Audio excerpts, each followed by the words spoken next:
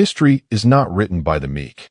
It is hammered into iron by the bold, etched in blood by conquerors, and whispered by the survivors of kingdoms. And in the epic chronicles of royal dynasties, few have shone more brilliantly or fallen more suddenly than the ancient Korean Empire of Silla. This was a dynasty that rose from myth, united a peninsula, bathed itself in golden glory, and then vanished overnight, leaving only silent tombs and glittering crowns beneath the earth. Imagine a kingdom.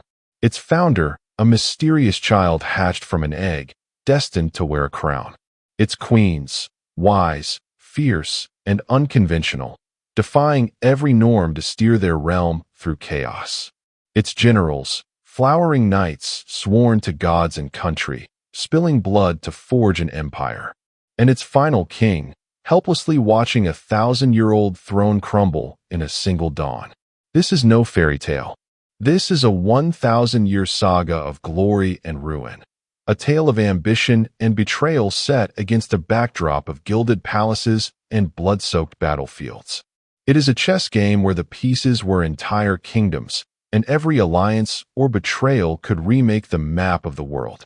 They were the dynasty that first unified Korea, the Golden Kingdom whose artisans crafted breathtaking crowns and whose monks built sublime temples. They embraced Buddhism and centralized law, not out of pure enlightenment, but to bind the souls of their people to a common vision of order. They shone so brightly that their capital city's splendor was known across the Silk Road. And yet, when they had no foreign enemies left to conquer, they turned on themselves as rebellions, intrigues, and corruption engulfed the royal court. A kingdom that had stood for centuries collapsed in a tide of civil chaos, its fall so abrupt that later ages would speak of Silla's end as if one day it stood mighty, and the next day it was gone. Our journey today is a treasure hunt through time. The treasure is the answer to a single burning question. How could an empire of such extraordinary brilliance and power engineer its own destruction? How did the Golden Kingdom of Silla, after reigning for nearly a millennium, implode and vanish almost overnight? To find the answer, we must go back to the very beginning, back to the age of legends, to the humble dawn of Silla and the seeds of both its greatness and its downfall. The story begins in mist and myth. In the year 57 BCE, as Koreans recount, the chiefs of a small southeastern federation discovered a strange glowing egg. From that egg emerged a baby boy, Park Hyuk-geos, destined to become the first king of Silla. The infant was said to radiate light and was proclaimed by heaven to rule.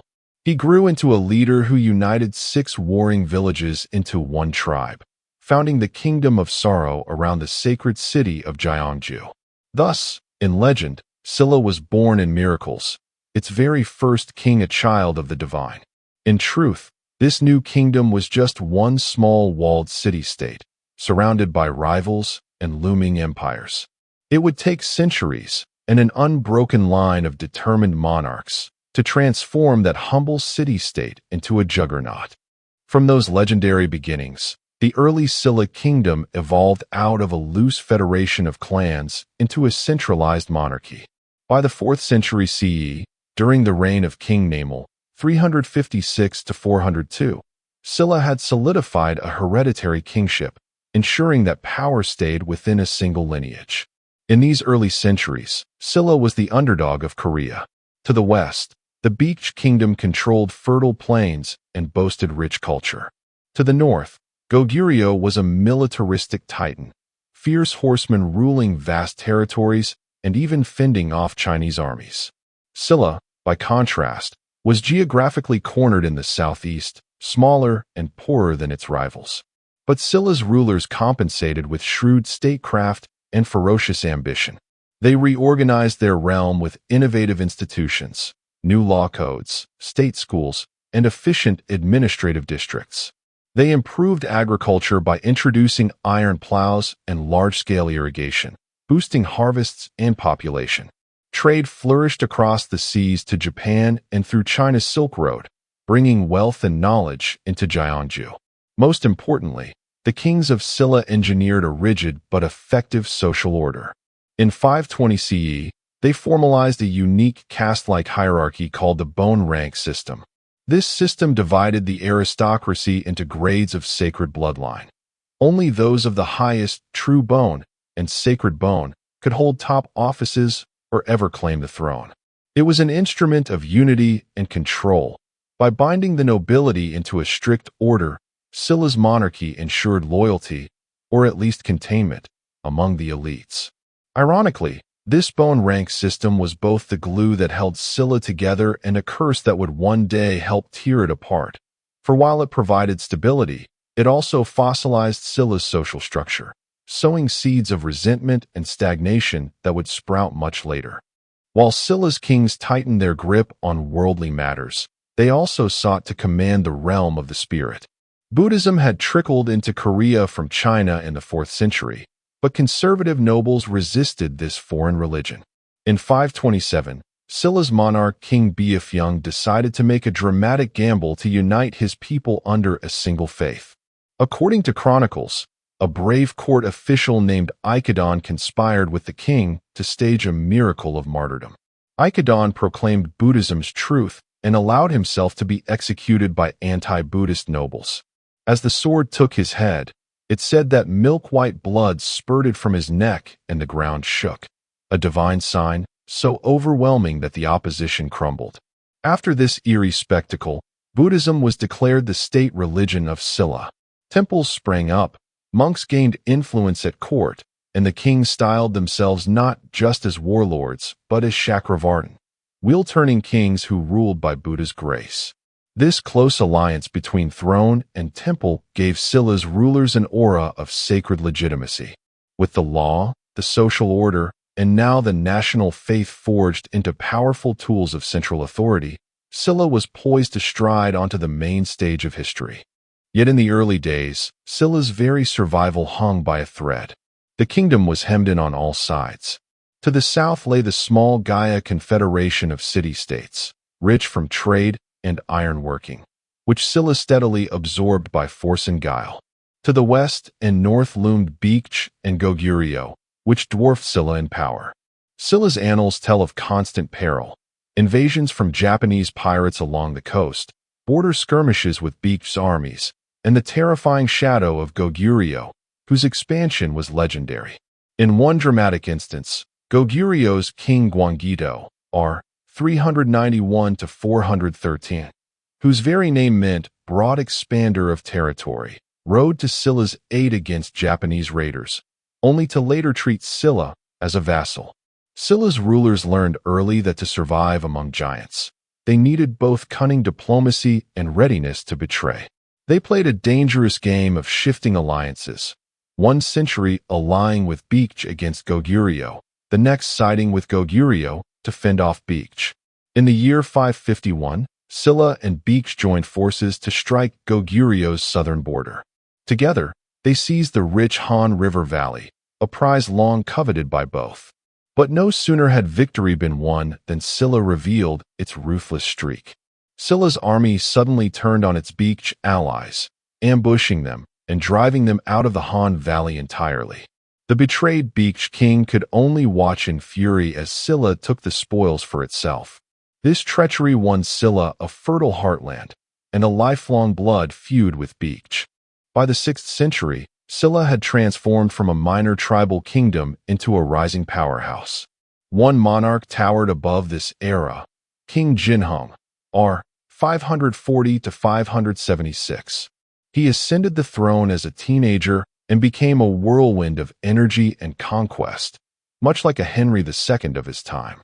Under Jinhong, Silla's armies pushed out in every direction, swallowing up the last of Gaia and carving deep into rival territories.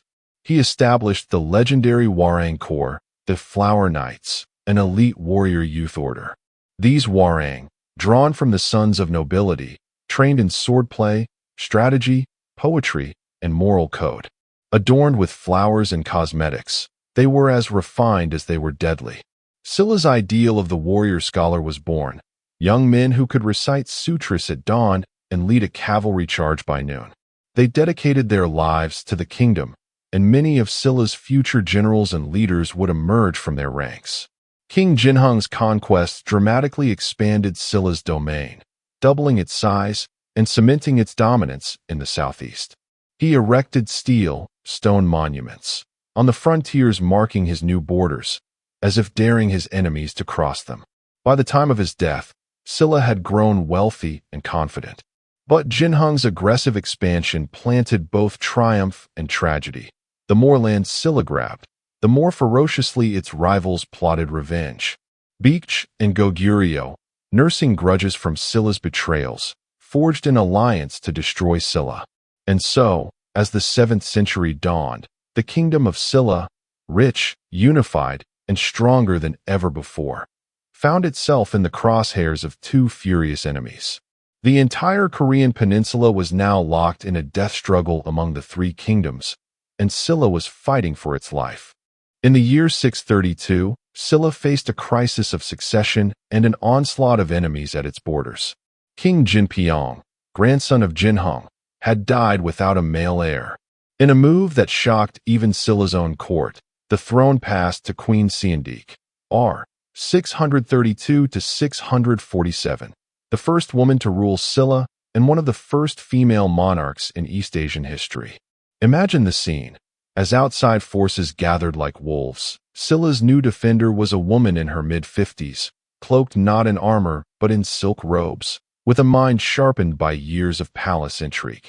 Many nobles were aghast. A woman, guiding the ship of state in stormy seas? It seemed an invitation to disaster. But Queen Siandike would prove far more formidable than her gentle appearance suggested. Siandike knew that to survive the looming war, Silla needed not only swords but also knowledge and unity. She poured resources into culture and science, seeking to rally her people under a banner of enlightened rule. In the heart of Gyeongju, she built a towering stargazing observatory called Gyeongseonggi, a cylinder of stone rising toward the heavens. Night after night, her astronomers climbed it to scan the skies, charting celestial omens. It stands today as the oldest observatory in Asia, a symbol of Siandike's vision, that wisdom and foresight were weapons as crucial as swords. The queen was also a patron of Buddhism and the arts. She commissioned magnificent Buddhist temples and pagodas, believing the protective powers of the Buddha would shield Silla. Under her, the court glittered with scholars, monks, and advisors brainstorming how to hold the kingdom together. Her reign produced numerous legends of her shrewdness. In one famous tale, Siandike was given peony seeds from China along with a painting of the flower. Noticing the painted peonies had no butterflies around them, she deduced the flowers must have no scent, an insight later proven true, which amazed her ministers. It was a small omen that Siandike's intellect saw what others missed. But brains and beauty alone could not stop swords. By 642, Silla's enemies were on the move. Kingdom of Baekje, under a bold warlord king, and Goguryeo, led by its iron-fisted dictator Yeongaesemin, formed a fearsome pincer. They attacked Silla from west and north, overwhelming border forts. One by one, Silla's defenses buckled.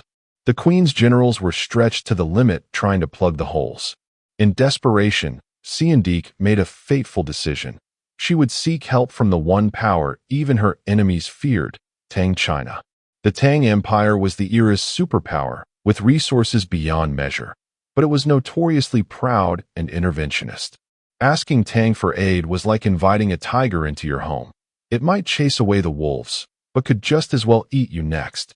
Nonetheless, Siandike dispatched her most trusted young nobleman, Kim Chunchu, on a mission to the Tang court. Kim Chunchu, who happened to be Siandike's cousin, had personal skin in the game. Baekje had killed his family, and he burned for revenge. This charismatic aristocrat traveled to Chang'an and promised the Tang emperor heaven and earth in exchange for an alliance. He offered submission, tribute, anything, as long as Tang would send armies to smash Baekje and Goguryeo. The negotiations were arduous, but by the end, a grand bargain was struck. Tang China agreed to intervene in Korea on Silla's behalf. In return, Silla would recognize Tang's suzerainty over any recovered territories. The deal was signed with smiles and banquets, but one can imagine the cunning Tang courtiers quietly rejoicing. They now had an open door into Korea. Back in Gyeongju, Queen Seondeok never saw the fruits of this alliance. Even as help was secured, her own court began to fracture. The idea of a female ruler still didn't sit well with many powerful nobles. In 647, a high-ranking aristocrat named Bidam raised a rebellion under the sexist slogan, "The female monarch cannot rule the country." Bidam rallied troops and nearly took the capital. Seondeok, gravely ill by then, could only trust in her loyal generals, chief among them the famed Hwarang captain Kim Yushin, to quell the revolt. Legend says that on her deathbed, Seondeok prayed for a sign to boost her soldiers' morale.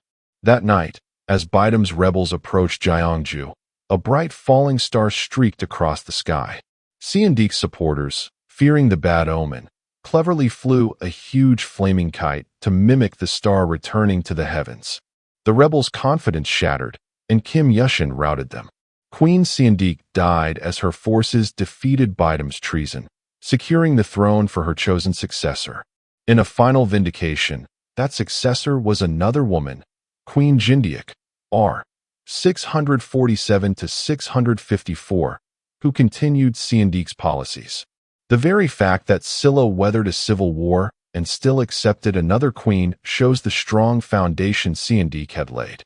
The kingdom held together, barely, through what could have been fatal turmoil.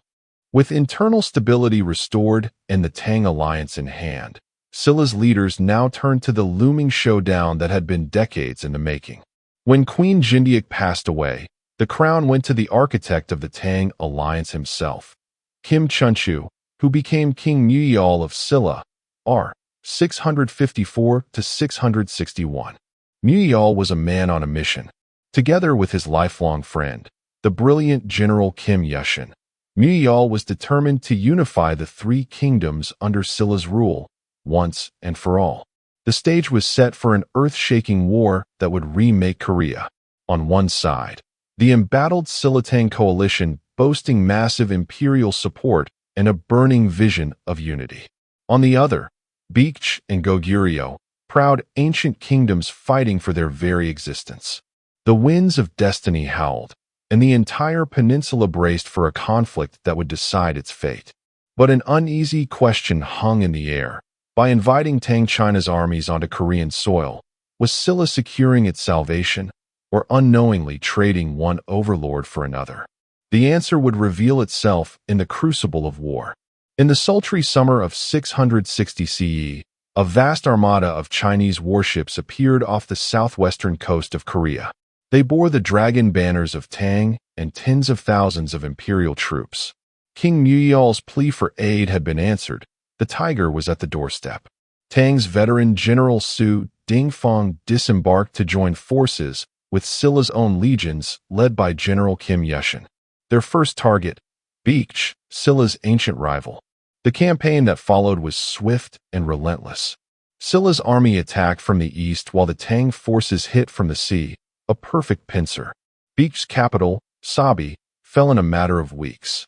The last Baekje king, Weija, was captured and wept in regret that he had not heeded warnings of Silla's rise.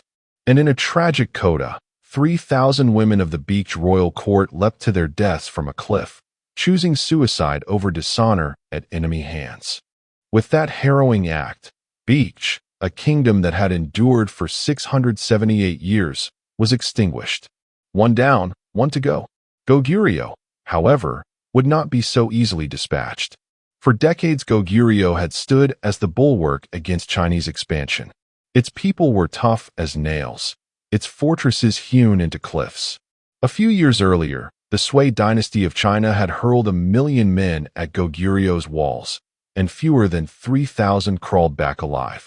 Now the Tang armies, successors of Sui, joined by Silla's warriors, renewed the onslaught. The war raged for 8 years.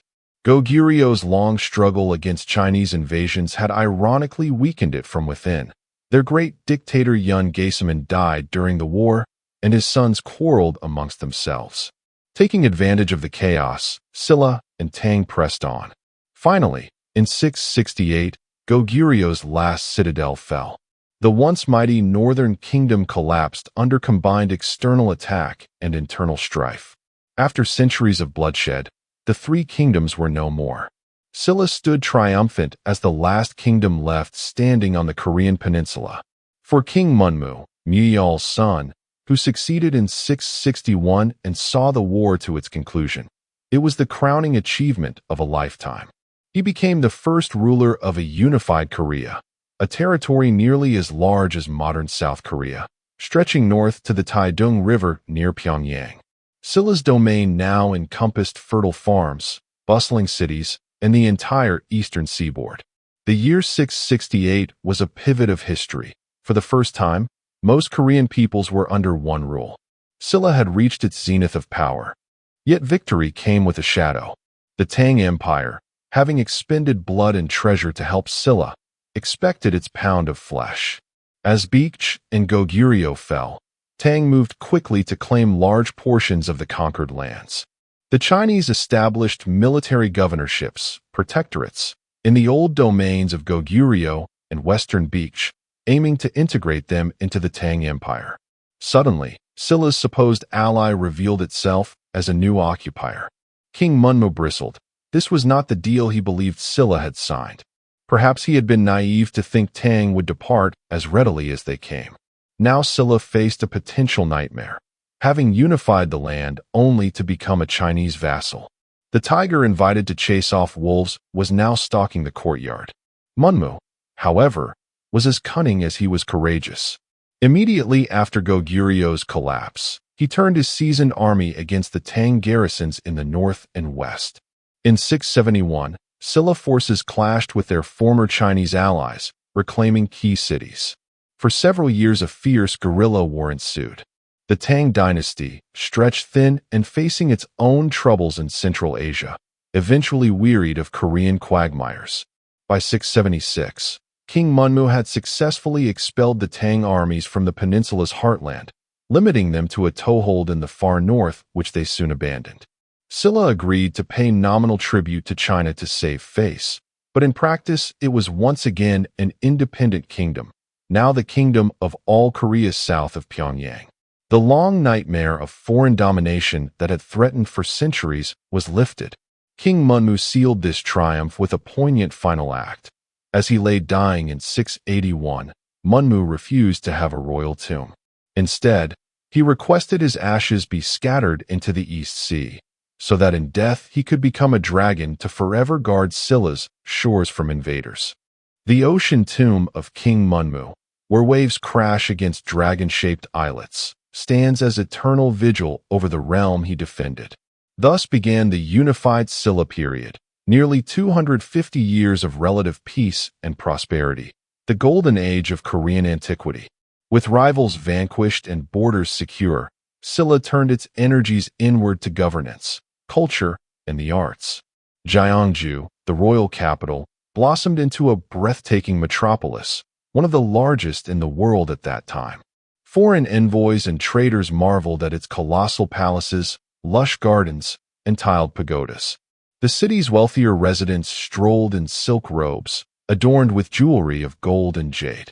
Indeed, so much gold adorned Silla's royalty and aristocracy that the kingdom earned the nickname, the Golden Kingdom, a title more than metaphor. Silla tomb excavations have unearthed astonishing gold crowns, belts, and ornaments that testify to its opulence. A 5th-century Silla gold crown excavated from a royal tomb in Gyeongju, one of many lavish treasures left by the Golden Kingdom's aristocracy. These delicate crowns, made of thin hammered gold, were likely worn only for ceremonial occasions to display the wealth and divine authority of Silla's kings. If Silla's military peak was the 600s, its cultural peak was the 700s. The kingdom, now at peace, became an oasis of high civilization. Buddhism flourished magnificently. Dozens of grand temples dotted the cities and mountains. In the mid-8th century, Silla artisans and monks constructed the Bulguksa Temple, a masterpiece of wood and stone, and carved out the Sukagurum Grotto, an exquisite cave temple on Mount Tome. Within that grotto sits a serene granite Buddha gazing eternally at the dawn over the East Sea. a vision of spiritual tranquility achieved by Silla's devotion and artistry. Bronze bells the size of houses were cast to call the faithful to prayer. The great divine bell of King Songdik, forged around 771, produced a tone said to be audible for miles, earning the poetic legend that it carried the wails of a sacrificed child, Emil. Silla's scholar monks traveled widely, exchanging knowledge with China, India, and beyond.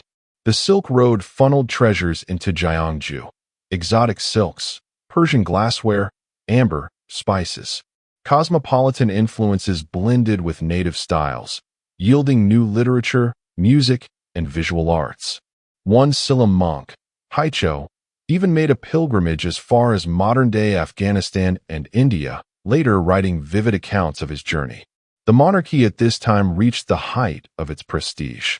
Silla's kings were no longer warrior commanders in armor, but philosopher kings in glittering robes, patrons of culture and faith. They assumed grand titles like King of all under heaven. Royal patronage extended to education. Confucian academies taught the classics to noble youth, complementing the spiritual tutelage of the Buddhist monasteries. By the 8th century, Silla society appeared to be the model of refined, enlightened kingship, the envy of its neighbors.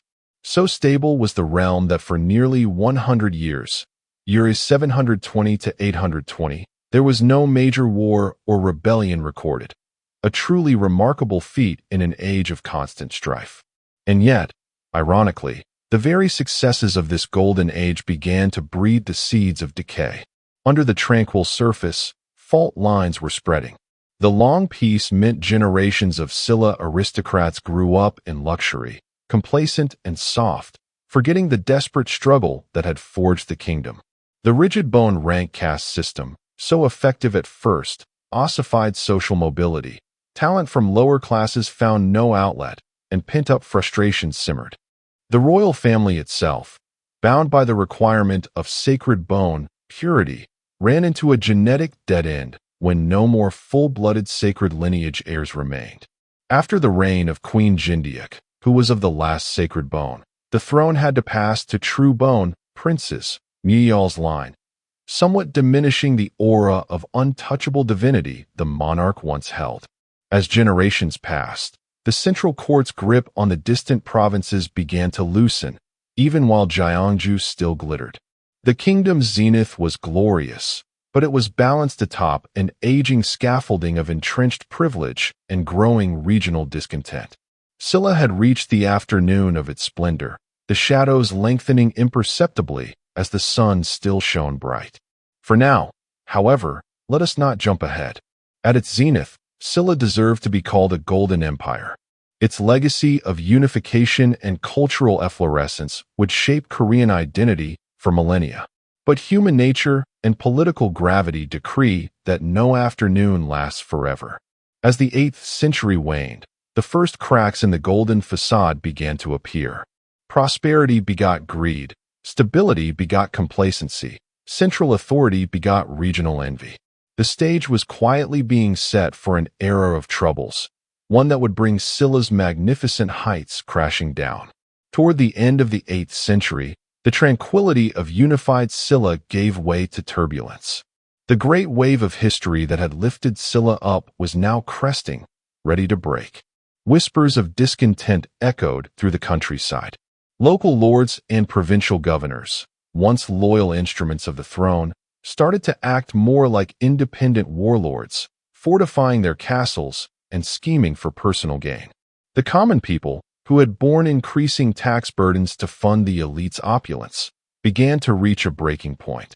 Bandit gangs roamed in growing numbers, and in many rural areas the king's law became a distant echo.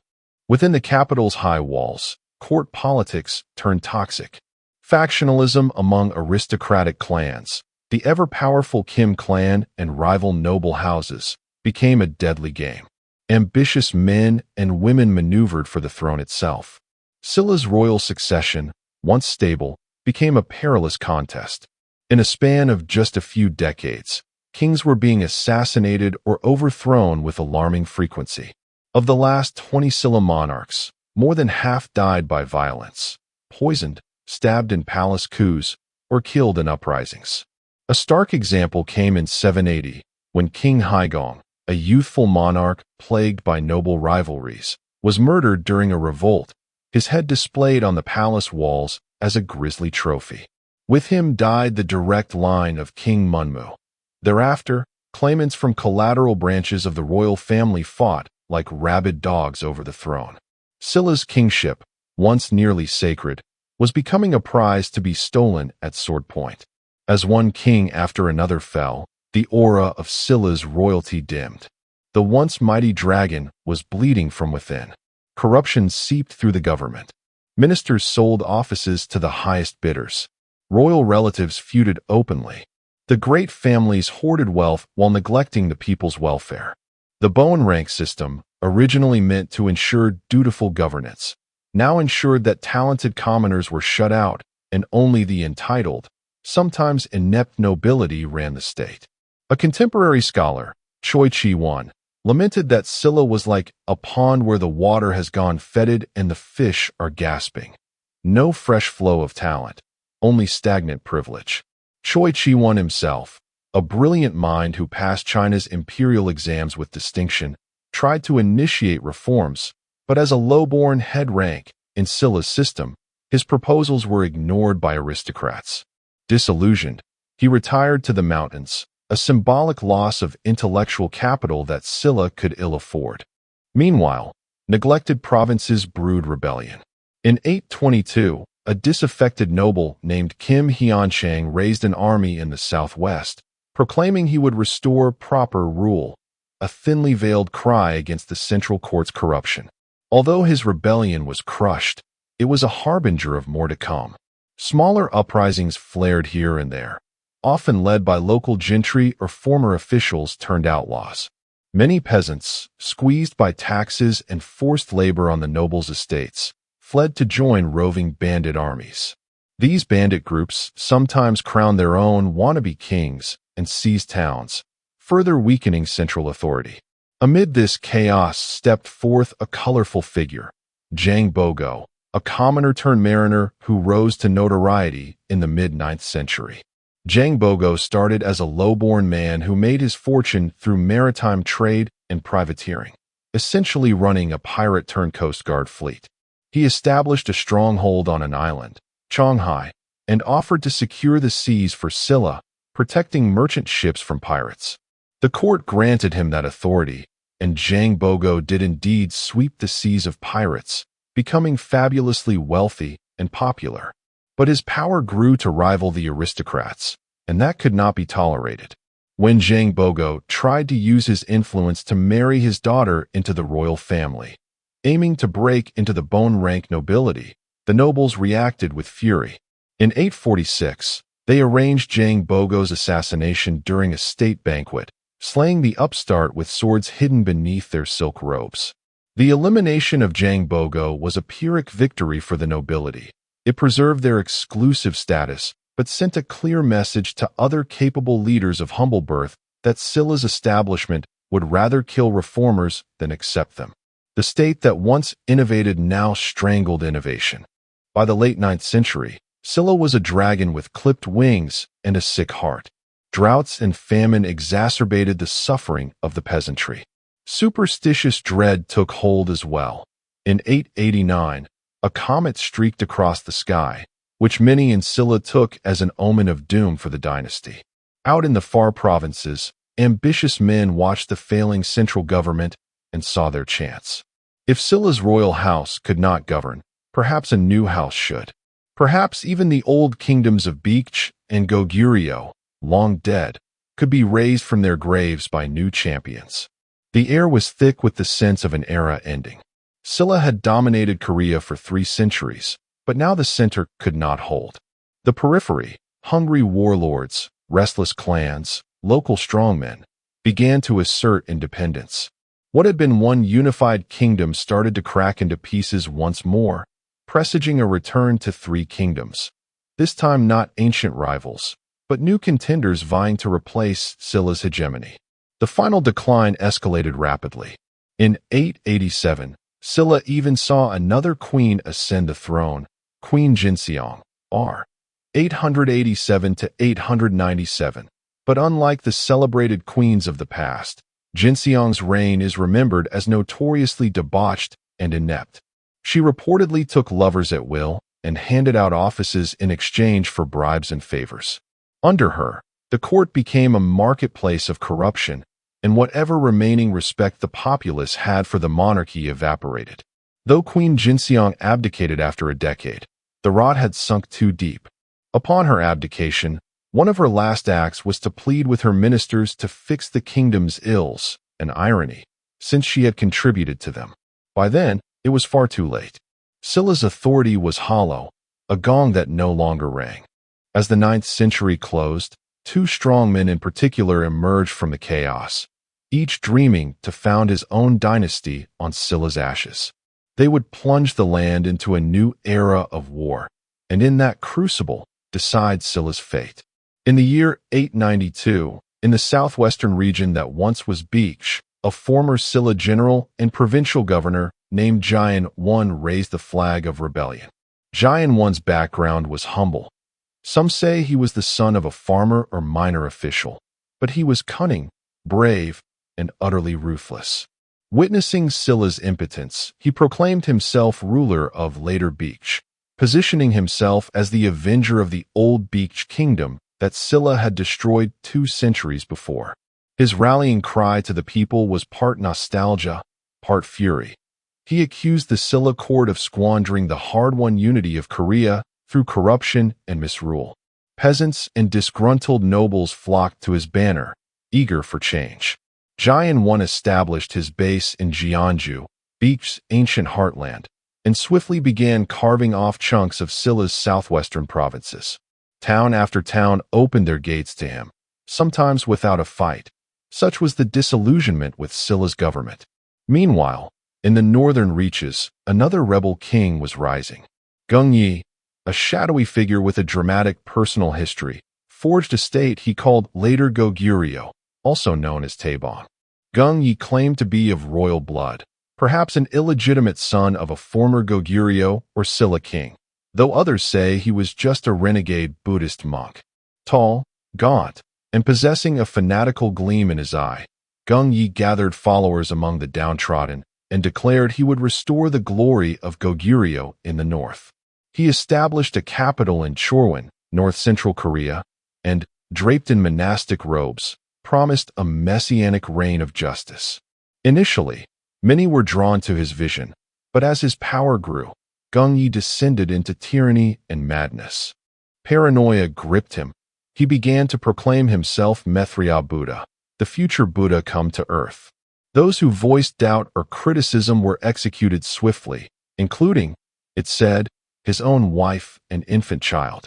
Despite this, Gung Ye's forces overran a large swath of what is now the central Korean peninsula, feeding on the power vacuum left by Silla's retreating authority. By 900, the situation was clear. Silla was no longer the ruler of Korea. It was merely one of 3 competing kingdoms in what historians term the later Three Kingdoms period, 892 to 935. The once proud Silla now controlled little beyond its capital Gyeongju and the surrounding southeast. Later Beach under Jian I dominated the southwest, and later Goguryeo under Gung Yi, soon to be taken over by his more able general, dominated the north-central. It was a 3-way fight to reunify the land, and Silla, ironically, was now the weakest player in the game it had invented. Recognizing its dire straits, the Silla court made a strategic decision. They would avoid provoking either new kingdom and try to play them against each other. The later Silla kings, essentially warlord survivors with royal titles, opened diplomatic contacts with both rebel regimes, hoping to buy time. King Jung Mying and then King Gyeonggi, r. 924 to 927, saw the writing on the wall. Unless a miracle occurred, Silla was finished. They sought an alliance, preferably with the lesser evil. That lesser evil soon became apparent. By 918, up in later Goguryeo, a coup took place. Gung Ye's top lieutenants, fed up with his persecutions and delusional god complex, overthrew and killed him. They handed power to a charismatic, able general named Wang Jian. Wang Jian was the son of a wealthy merchant family from Songdo, modern Kaesong, and a man of both martial and diplomatic talent. He renamed Gung Ye's kingdom Goryeo, reviving the old name Goguryeo in a slightly altered form, and declared himself King Taejo of Goryeo. From Goryeo would later come the modern name Korea. Wang Jian had a vision of uniting the peninsula, but unlike Gung Ye or Jian Wan, he preferred shrewd alliances and magnanimity where possible, rather than sheer terror. In 927, Jian Wan of later Beek struck a hammer blow against Silla. Marching a formidable army, he invaded Gyeongju itself, catching the Silla court in the midst of complacent festivities. King Gyeonggi, it is said, was hosting a lavish banquet with music and drink when Jian Wan's forces stormed the gates. In the chaos, King Gyeonggi took his own life with a dagger rather than be captured, or he was killed. Accounts vary. Gyeongju, the thousand-year capital, was brutally sacked. Palaces were looted and burned, treasures seized, and the city devastated. The Golden Kingdom was left prostrate, its riches carried off in wagons by the upstart later Beek army. Jian Wan installed a Silla prince as a puppet king, King Zhang's son, r. 927 to 935, calculating that a figurehead would keep the populace calm, while Silla effectively became subservient to later Beek. In that moment, it appeared Silla was finished, just a vassal of Jian Wan's new dynasty. But King Jiang's son, the last of Silla's monarchs, was not a proud lion but a pragmatist. He saw that Jian Wan was not invincible and that Wang Jian's Goryeo was rising as a stronger contender. Jiang's son quietly opened secret communications with Wang Jian. Perhaps he reasoned that Wang Jian, with his more conciliatory approach, would treat Silla's royal house more kindly than the rough soldier Jian Wan had. Indeed, Wang Jian deftly cultivated goodwill. He gave refuge to Silla nobles fleeing Jian Wan and married a Silla princess, one of Zhang's son's daughters, to bind the two families. By 934, the balance in the three-way struggle tipped decidedly in Goryeo's favor. Jian Wan and Wang Jian's armies skirmished repeatedly, and internal discord erupted in later Beek. Jian Wan quarreled with his own sons over succession. In a shocking turn of fortune, in 935 Jian Wan's eldest son led a coup against him. The old warlord was ousted by his own flesh and blood and imprisoned. Family betrayal, it seems, is a universal constant of dynastic histories. Jian Wan, in a dramatic escape worthy of legend, fled his former kingdom and defected straight to Wang Jian's court in Goryeo. The aging ex-rebel bowed before his longtime enemy, offering to help Goryeo destroy his usurping son. Wang Jian, clever as always, welcomed Jian Wan not as a prisoner but as a valued advisor. This development was the death knell for later Beek. That same year, 935, King Zhang, son of Silla, made the fateful decision to surrender his kingdom to Wang Jian. He had observed Jian Wan's fall and knew Silla had no strength left to survive another round of war. In a solemn ceremony, Jiang's son traveled to Goryeo's capital and formally offered up the royal seal of Silla to Wang Jian, acknowledging him as the new master of the land. It was an act unprecedented in Korean history, a dynastic king abdicating voluntarily to a rival. Witnesses say that as Jiang's son prepared to kneel, his crown prince, a boy who would never rule, tearfully protested, "How can you decide in one morning to end a dynasty of 1,000 years?" The weight of that agony hangs in the air even now. Jiang's son, heartbroken but resolute, had concluded that yielding now would spare his people pointless bloodshed. And so, with Wang Jian's arms outstretched to lift him up, the last king of Silla surrendered. The 1,000-year-old Silla dynasty ceased to exist in that moment. A chapter of history that began with a legendary egg-born king in 57 BC ended on a winter's day in 935 CE with a bowed head and a transfer of regalia. No grand battle, no blaze of glory, just an exhausted old kingdom sighing its last. Wang Jian treated the vanquished kindly. He welcomed Jiang's son as an honored guest rather than a captive. The ex-king was given a noble title and estates to retire on, and one of his daughters became Wang Jian's queen, thus interweaving Silla's royal blood with Goryeo new royal line. In time, Jiang's son reportedly became a monk and lived out his days in peace, dying decades later in obscurity.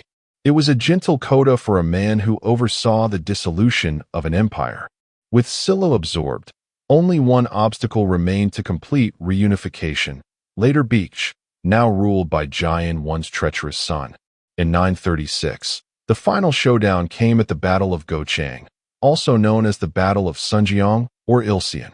Wang Jian's Goryeo forces, bolstered by the military acumen of none other than Jian One fighting against his own usurper son, crushed the later Beach army. The renegade son was killed, and later Beach collapsed. At last, the bloody chaos subsided. Wang Jian, King Taizhou of Goryeo, stood as the undisputed ruler of a now truly unified Korean peninsula, save for some northern parts held by the Manchurian state of Balhae, which itself fell in 926. The year 936 marked the dawn of the Goryeo dynasty, the new era that would succeed Silla and eventually give the country its English name, Korea. And so it was over. After 992 years of rule, the house of Silla was extinguished, its throne taken by another. The dragon banner of Silla was furled and replaced by the phoenix of Goryeo. The golden city of Gyeongju fell silent, never again to serve as capital. Over the coming years, it transformed into a provincial town as the Goryeo kings built their new capital at Gaejeong, Kaesong. Silla's palaces decayed, its courtly families either integrated into Goryeo's aristocracy or lost their status. One can imagine the eerie scene in Gyeongju, the great royal tomb mounds outside the city, hills under which lay Silla's ancient kings with their gold regalia, standing quietly while the world changed around them. Once, those tombs were jealously guarded. Now there were no Silla guards left. The roar of the Silla dragon, which had echoed for a millennium, faded into a whimper and then into the stillness of history.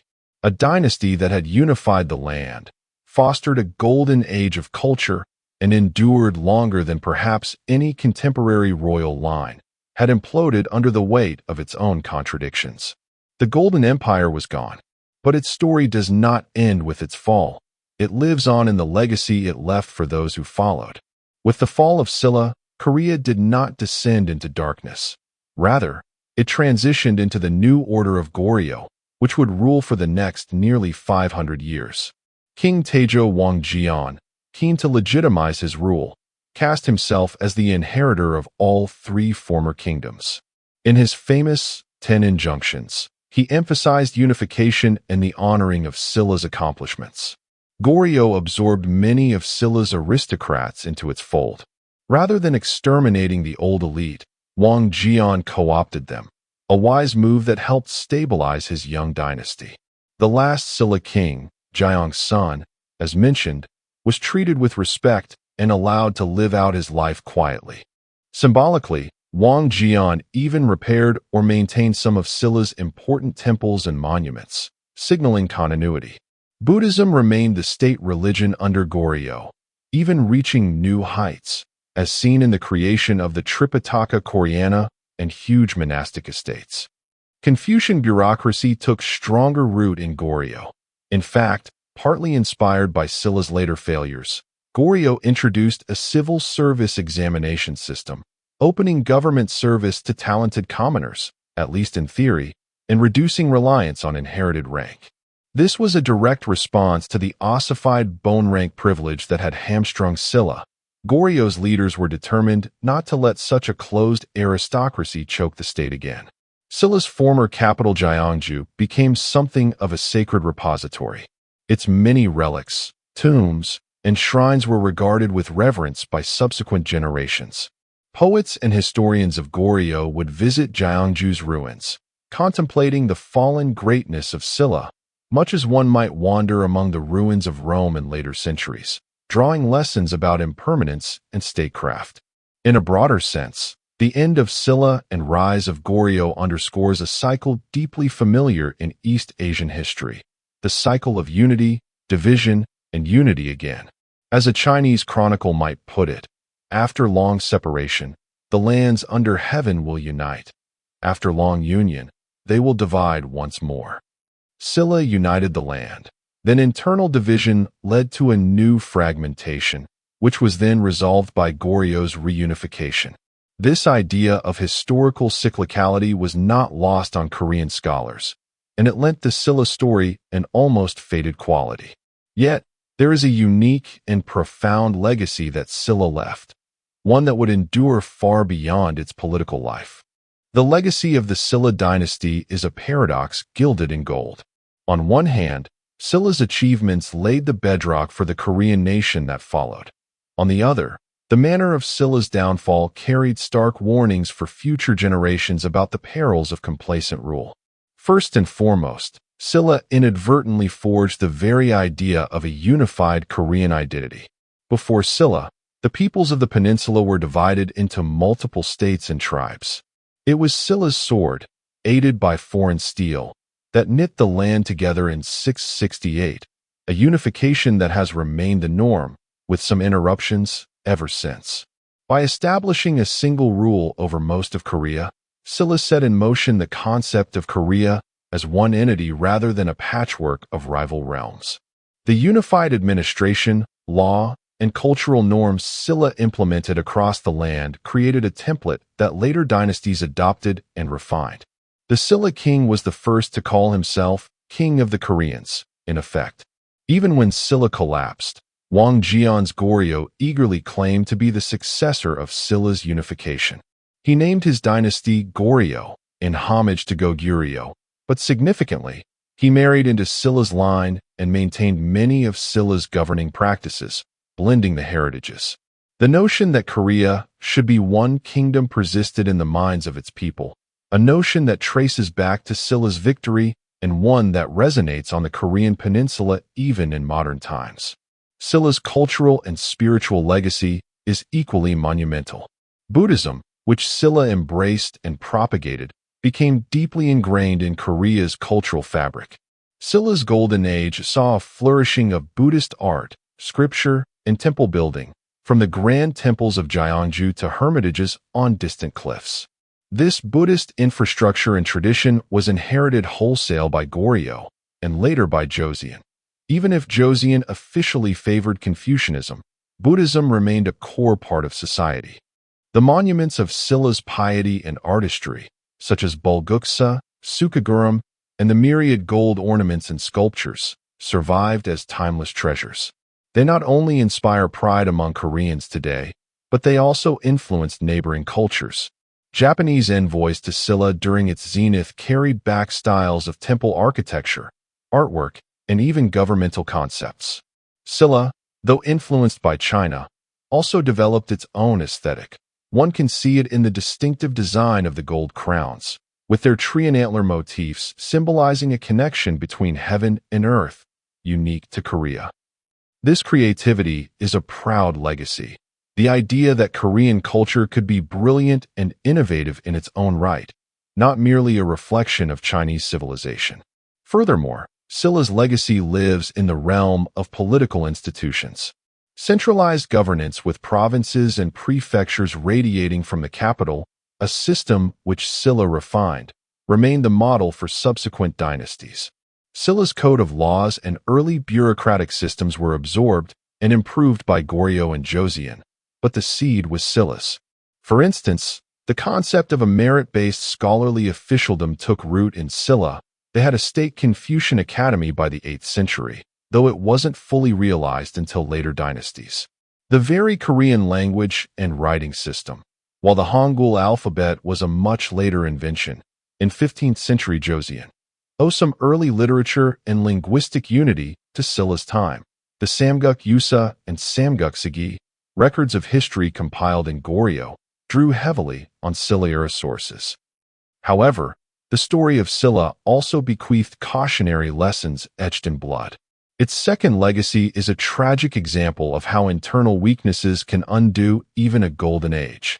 Silla showed Korea, and indeed the world, that a society which stagnates at the top will eventually crumble from the bottom. The hereditary bone rank system, which served Silla so well in creating order, became its Achilles heel. By barring social mobility and concentrating privilege, Silla's elite grew increasingly disconnected and decadent, incapable of adapting to new challenges. The late Silla kings could not count on the support of a populace that they had ignored or oppressed. Thus, when charismatic leaders like Jian I and Gung Yi arose, promising a new order, the people were willing to risk rebellion because Silla had lost their loyalty. This was a lesson not lost on later rulers. Goryeo and Joseon dynasties took steps, with varying success, to integrate regional powers and curb the worst abuses of hereditary nobility. Indeed, the very need for Goryeo's civil service exams and broader power sharing grew from witnessing Silla's downfall. Another critical lesson was about the perils of inviting foreign intervention into national affairs. Silla's alliance with Tang China was a double-edged sword. It won the war, but nearly cost Korea its independence. Ever after, Korean statesmen remembered how Silla had almost swapped domestic subjugation for foreign subjugation. Later Korean dynasties generally trod carefully with China, maintaining tributary relations but fiercely guarding internal autonomy, a stance that might be seen as learning from Silla's 7th century near-miss when Tang attempted to annex the peninsula. The notion of chimake, ride the tiger and then tame it, which is essentially what Silla did with Tang, became a recurrent theme in Korean diplomacy. Finally, Silla's collapse underscores a timeless truth that applies to all empires. No glory is permanent. Hubris and complacency are the perennial poisons that can fell even the mightiest of powers. Silla had forged an era of unprecedented unity and culture, but in the glow of its success, it failed to tend the roots of the tree, the welfare of common folk, the flexibility of its institutions, the contentment of its provinces. Like a magnificent tree with a rotten core, it toppled when the storms of rebellion came. This echoes the warning of the philosopher Friedrich Nietzsche, who wrote, "Though in a very different context, he who fights with monsters should look to it that he himself does not become a monster." Silla fought great battles, overcame monsters of division and foreign conquest. But in its long struggle for supremacy, the greatest monster emerged from within: complacency and internecine greed, devouring the dynasty's own vitals. In the end, the legacy of Silla is a golden thread woven into the fabric of Korea's story. It is present in Korea's art, in its spiritual life, in its administrative DNA, and in the cautionary tales told by every collapse and rebirth of Korean regimes. The Silla dynasty may have vanished overnight in 935, but it lives on in every Korean pagoda silhouette against the sky, in every lawmaker's deliberation, conscious that stagnation could be lethal, and in the very name of the nation, for when we say Korea, we echo Goryeo, which took its mandate from the fallen Silla. So we conclude our epic saga on a misty autumn field where the last king of Silla knelt and offered up his crown. The answer to our great question, how a golden empire could engineer its own demise, lies in the dual nature of Silla's legacy. Its very strengths became its weaknesses over time. Centralization became over-centralization. Privilege became petrified caste. Victory over enemies bred arrogance that blinded it to new threats. Silla's story is at once a triumphant tale of nation-building and a tragic lesson in the need for renewal and humility in governance. In the grand scheme, Silla was a bridge, carrying Korea from ancient fragmentation to a more unified future, but fracturing under the weight of its long journey. Thank you for traveling with us through the rise and fall of the Silla dynasty on this epic journey. If you enjoyed this deep dive into history's treasure chest, please remember to hit the like button, subscribe to our channel, and ring the notification bell so you won't miss future adventures. And now, the question turns to you. Which dynasty shall we explore next in our saga? Perhaps the Medici bankers of Florence, or the mighty Habsburg emperors of Europe, or maybe the Ottoman sultans of Istanbul. Let us know in the comments below which great house or empire you'd like to see us unravel. Until next time, keep questioning, keep reflecting, and remember, even the brightest of golden crowns can tarnish with time. Farewell, and see you in the next saga.